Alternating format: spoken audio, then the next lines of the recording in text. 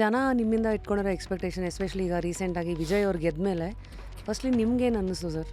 ಫಸ್ಟಿಂದ ಯಾಕೆ ಬಂದೆ ಅನ್ನೋದಿದೆಯಲ್ಲ ತುಂಬ ಕಾಡೋದು. ಏನು ನೀನು ಇದಕ್ಕೆ ಬಂದ್ಯಾ ಆಮೇಲೆ ನೀವು ಹೇಳ್ರಲ್ಲ ಏನೋ ಆ ಸ್ಟಾರ್ಡಮ್ಮು ಇದು ಅದು ಯಾಕಂದರೆ ನಮ್ಮ ಮನೇಲೂ ಹಂಗೆ ಇತ್ತು. ಏನೂ ಇಲ್ಲದೆ ಖುಷಿಯಾಗಿದ್ವಲ್ಲಪ್ಪ, ಅದು ಇಷ್ಟು ನಿಮ್ಗೆ ಕೊಟ್ಟಿದ್ದಾನಲ್ಲ ಸಾಕಲ್ವ ಇನ್ನೇನೋ ಅಂತ. ಅವಾಗ ನನಗನ್ಸುತ್ತೆ ಇಲ್ಲ ಇನ್ನೇನೋ ಮಾಡಬೇಕು ಅಂದರೆ ಏನು ಮಾಡಬೇಕು, ಇನ್ನೇನು ಸಾಧಿಸಿ ತೋರಿಸ್ಬೇಕು. ಅವಾಗ ಇನ್ನೂ ಒಂದ್ಸತಿ ಅನ್ಸುತ್ತೆ ನೀನು ಬಂದಿರೋದೇನಕ್ಕೆ, ಇದೇನೋ ಮಾಡ್ಬೇಕಂತಲ್ವಾ, ಏನೋ ಅಲ್ಲಿ ಓಕೆ ಇಲ್ಲಿ ತುಂಬ ಜನ ಇದ್ದಾರೆ, ತುಂಬ ಜನ ಬರ್ತಿರೋರು, ಅವರೆಲ್ಲ ಮಾಡಲಿ ಒಂದಷ್ಟು. ನನ್ನ ಗುರಿ ಸಿನಿಮಾದಲ್ಲಿಲ್ಲ, ಸಿನಿಮಾನ ಹೊರತಾಗಿದೆ. ಅದಕ್ಕೋಸ್ಕರ ನಾನು ಸಿನಿಮಾ ಮಾಡ್ತಾ ಇದ್ದೀನಿ.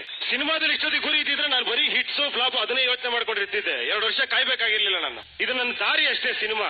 ನನ್ನ ಅಲ್ಟಿಮೇಟ್ ಗುರಿ ಇದಲ್ಲ, ಸಿನಿಮಾ ಅಲ್ಲ.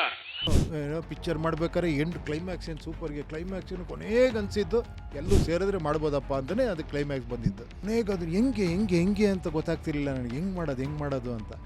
ಬೇರೆ ರಾಜಕೀಯ ಪಾರ್ಟಿಗೆ ಹೋಗಿ ಸೇರ್ಕೊಂಡಿರೋ ಮಾಡ್ಬೋದಾ ಅಂದರೆ ಇಲ್ಲ ಆಗಲ್ಲ ಅನ್ಸೋದು. ಯಾಕಂದ್ರೆ ಅಲ್ಲೊಂದು ಸಿಸ್ಟಮ್ ಇದೆ, ನಾನಲ್ಲಿ ಜೂನಿಯರ್ ಆಗಿರ್ತೀನಿ, ದೊಡ್ಡವ್ರು ಇರ್ತಾರೆ. ನಾನು ಏನೇನೋ ಹೇಳಿದ್ರು ಇರಪ್ಪ ಸುಮ್ಮನೆ ಇರು ನಮಗೆಲ್ಲ ಗೊತ್ತು.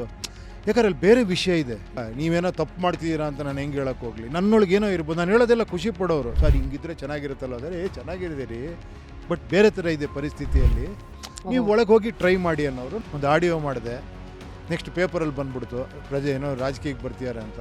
ಇನ್ನೇನು ಆಡಿಯೋಲೆಲ್ಲ ಹೇಳ್ಬಿಟ್ಟಿದ್ದೀನಲ್ಲ ಮಾಡ್ಬೋಣ ಇದನ್ನ ಅಂತ ಅನೌನ್ಸ್ ಮಾಡಿದೆ. ಕಾಕಿ ಬಟ್ಟೆ ಸರ್ ಕೇಳ್ಬೋದಾ? ಆಡಿಯೋದಲ್ಲಿ ಏನೇನಿತ್ತು ಸರ್? ಫುಲ್ ವಿಡಿಯೋನ ನೋಡಿ ಆನ್ ರ್ಯಾಪಿಡ್ ರಾಶ್ಮೀಸ್ ಯೂಟ್ಯೂಬ್ ಚಾನಲ್.